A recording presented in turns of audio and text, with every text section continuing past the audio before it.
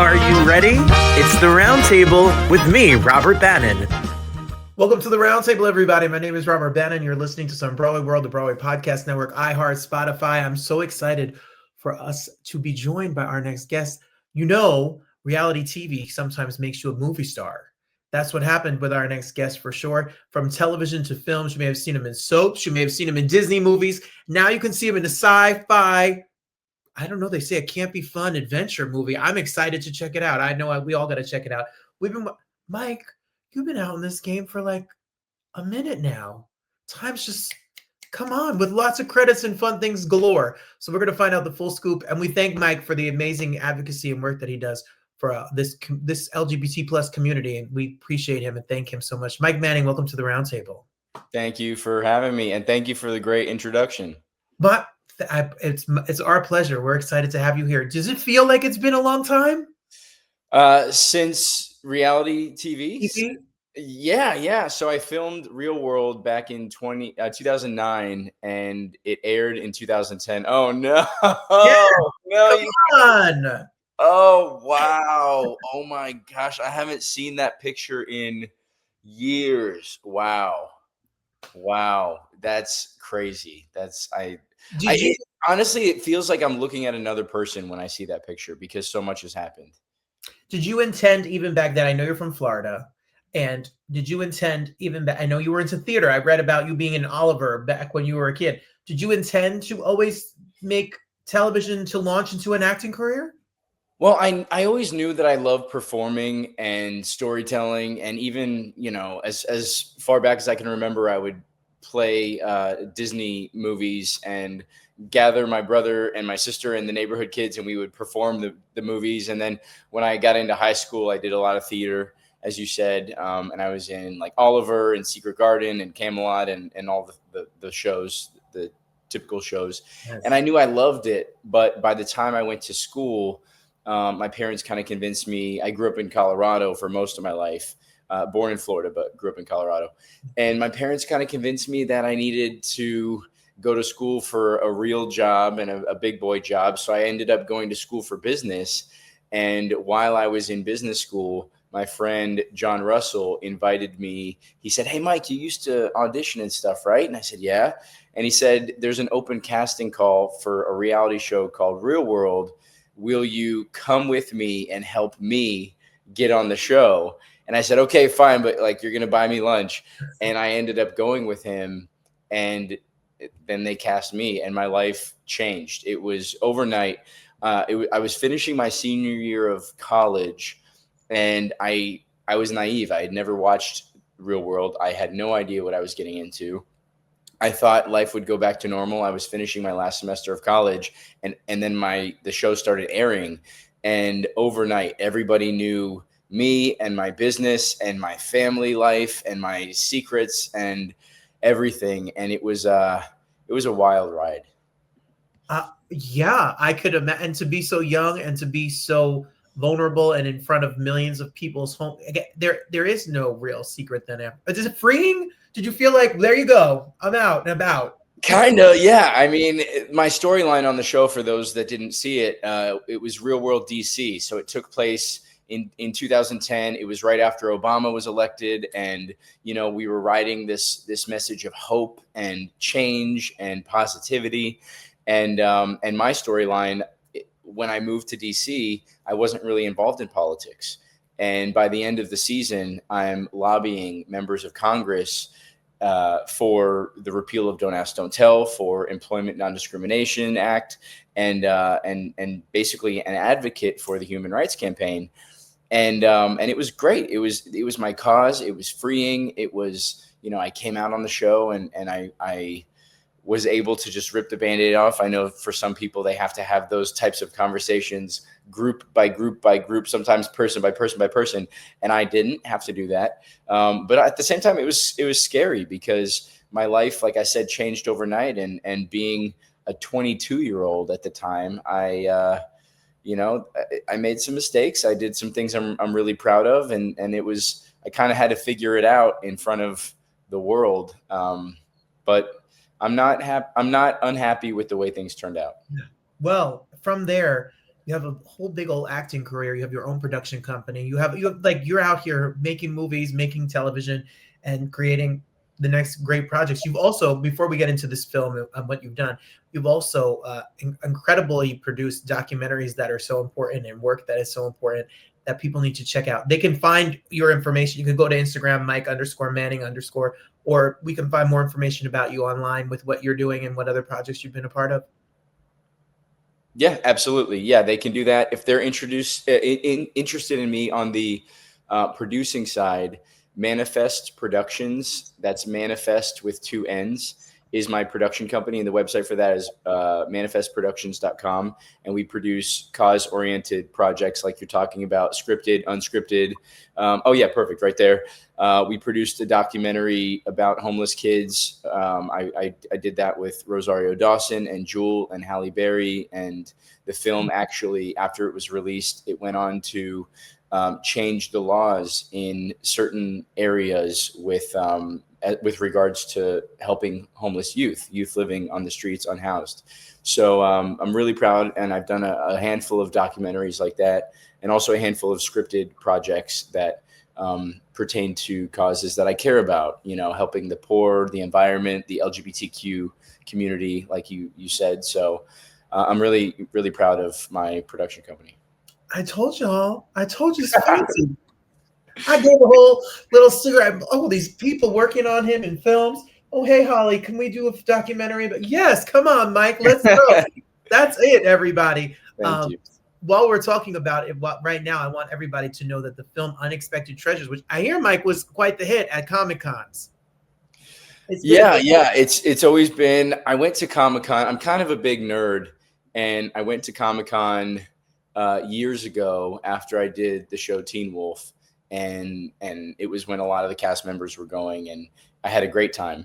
I dressed up as Spider-Man and had the mask on and jumped around the convention, and nobody knew who I was, and it was great.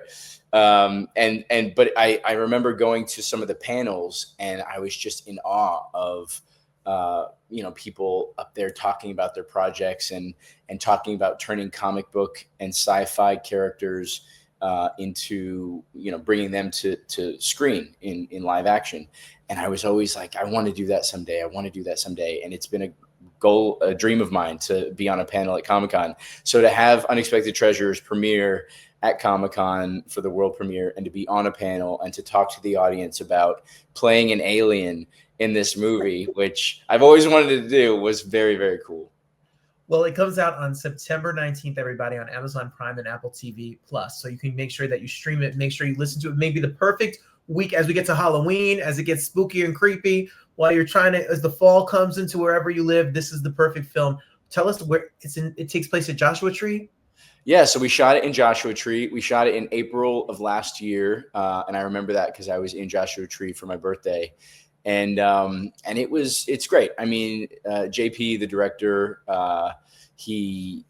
this is a story that he wanted to tell for a long time, and he and his wife Christina Heller came together and just wanted to tell a movie that was sort of like paying homage to those 80s popcorn adventure movies, kind of like The Goonies or E.T. or Cocoon or Close Encounters of the Third Kind, movies that I grew up watching and loving. So it's sort of like an adventure film for the whole family. It's a fun escapism film. It has a really positive message, which I think we could use in the world right now. My character's name is Sam, and he is an alien. I'm not really giving anything away. You find out pretty quickly. And he's kind of quirky. You can tell the whole movie, like something's off. He's not quite human, but he wears his heart on his sleeve. He reminds me of like a golden retriever. He loves humans, and there's no reason for it. He loves them anyway, the good, the bad, the whatever.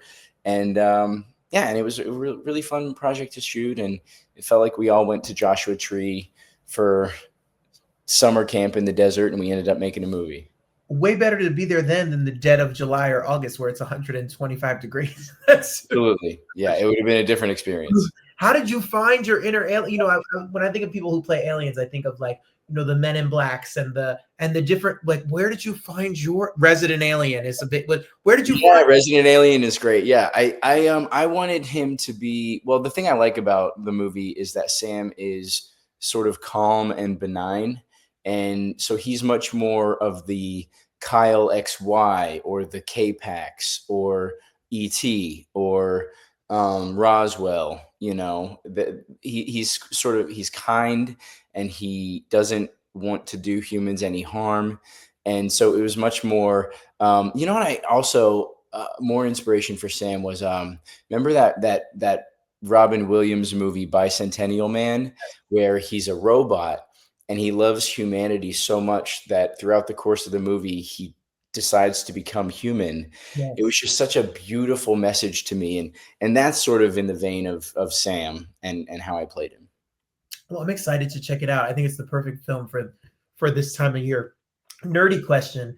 When you started, you can get in the door doing MTV work, or you could get in the door doing certain, but you have to have chops to make a career in show business, especially as an actor. So in terms of craft, what have you done to grow your craft through these years and through these projects? Yeah, great question. So when I moved to Los Angeles after Real World, yes, I had done theater and I had studied acting when I was younger, but I kind of had imposter syndrome and I tried to play catch up as soon as possible. So at one point, I was taking 3 different acting classes at the same time, which I wouldn't recommend, but I was doing improv at the Groundlings. I was doing comedy at Leslie Kahn. I was doing scene study at a small theater off of Wilcox. And then, I did that for a couple of years. And then I was at the Beverly Hills Playhouse for a while. I studied Meisner technique with a teacher out of New York who studied directly with Sandy Meisner. And I did that for a couple of years. And so I've done a little bit of everything. And to any actor or entertainer listening, they'll understand this. It's like everybody has a way to do it. Everybody has a technique. And you kind of just pick what works for you. So over the years, I've just found sort of what works for me, my own technique. Some techniques work great for some jobs. Some techniques work great for other jobs. There's sometimes when you're acting on there was a project I did last year that I had a lot of green screen acting, and it was me and the other actor and a green screen. And I really had to just focus on listening to the other actor and then really using my imagination with what was going on with the green screen. Because, if you're seeing superpowers and explosions and everything, you kind of have to use your imagination for that. But then other jobs, they might be dramas where it's you in a living room and you're pulling from your own life experience to sort of reach these emotions that you are playing as this character. And that's how you go about it. So it's different every time. And that's what I love about it. It's a new challenge with every type of character you are presented with. What an awesome answer. I kept 3 classes at the same time is also crazy. And it's also great. Yeah, I wouldn't recommend. I was going to make a corny Meisner joke and just repeat everything that you said back. Oh, yeah. You're repeating everything I'm saying. I'm repeating everything you're saying? Yeah. You're repeating everything I'm saying. I studied with the Meisner. I went to Meisner Conservatory. I went to William Esper in New York City and was a Meisner Conservatory. And acting school is to learn about, before you could play somebody else, it's the most amazing thing to learn about yourself. I came out during that experience. I figured out who I was. And any actor that wants to be an actor, go find your technique and your people.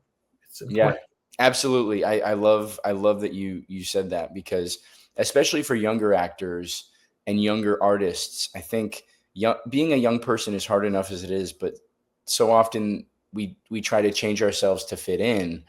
And then as artists grow and discover who they are, like what you're saying, they realize that what makes you weird and strange and different is what makes you special and unique and magical as you get older. And you end up leaning into that and embracing that and appreciating that and where you came from and why you are the way you are.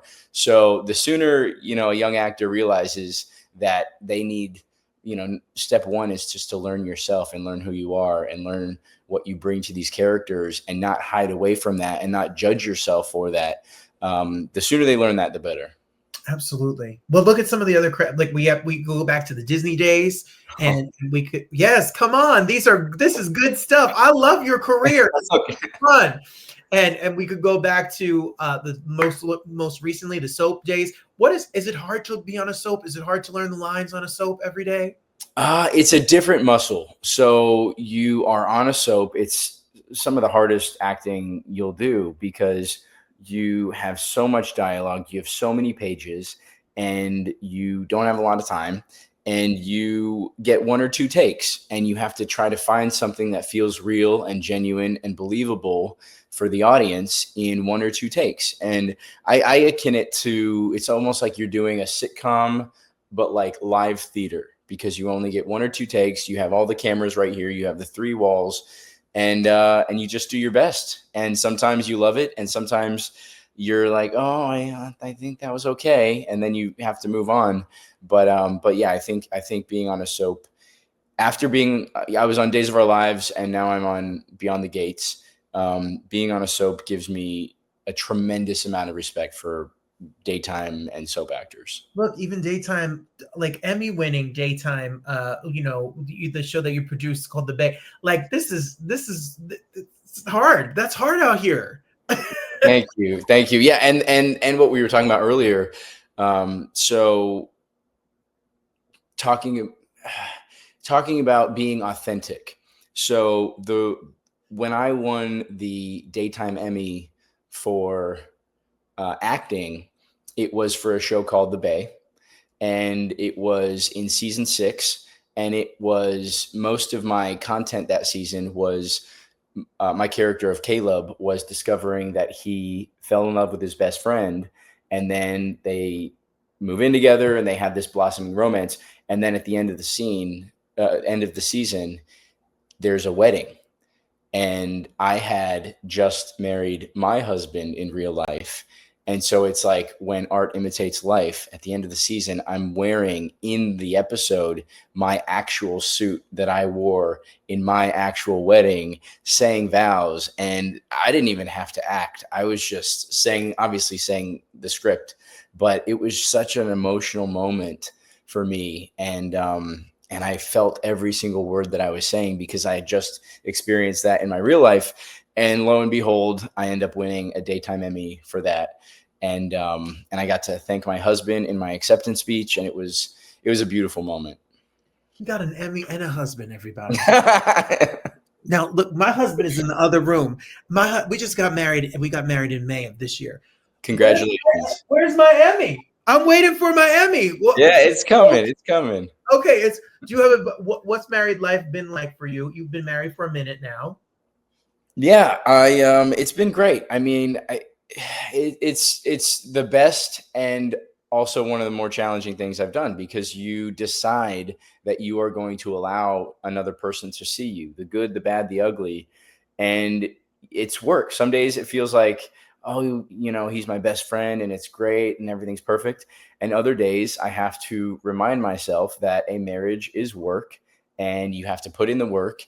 And sometimes it challenges you to be a better version of yourself. And there has absolutely been some growing pains, but I don't think that it would be honest if there weren't. And I can honestly say that being married has made me a better person, has made me a more well-rounded individual, has helped me see things from other points of view, and has helped me be less selfish. Has helped me really learn time management, because it's not only my schedule that I care about now, it's somebody else's. So I think that it has helped me in a lot of different ways.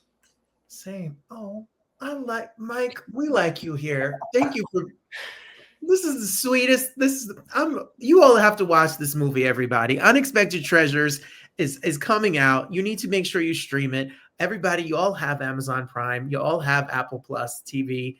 We all are streaming our life away. So make sure you stream the movie. Do you like that films can come right to streaming? People can have dinner and watch a movie? Yeah, absolutely. I mean, that's why people want to see movies, right? They want to see themselves in these characters. And it used to be that you had to go to the theater and you would see it on a big screen. But now people are inviting movies into their living rooms and watching it with their families and talking about the characters. And it's great. I love it. And I watch a ton of movies on streaming, so that's fine. Same. So check it out this September, everybody. Make sure you stream it. And then everybody, we're all going to Mike_Manning. We're going to follow Mike_Manning_ to follow all the things that are to come. I'm sure you have new stuff, new projects, ideas, and production stuff, and all sorts of stuff that we're going to follow so we can stay up to date. Thank you so much. I appreciate it. And everybody listening and watching that has been following my projects and everything over the years. Thank you. I see it and I appreciate it. It means a lot. Best is yet to come. More Emmys, more awards. More Emmys. Let's go. Yeah. Share one with me, Mike. Come on. Mike, if I ever see you, I'm going to ask you to take a selfie. Why? When I have guests on, can I take a selfie with your Emmy? No one's come through, Mike. No one. Listen. You got to visit. I'm here in Atlanta now filming Beyond the Gates. But then I bounce. I don't know where. Oh, no, you're in Maine, you said. No, I'm in Detroit or I'm in New York or Jersey. Okay. All right. Well, let me know next time you're in Atlanta or Los Angeles. All right. When I'm in LA, I'm thinking I'm ready. Okay. There we go. Done. Enjoy. Have a great shoot. We'll be watching Beyond the Gates as well. And thanks for being here. Thank you, Robert.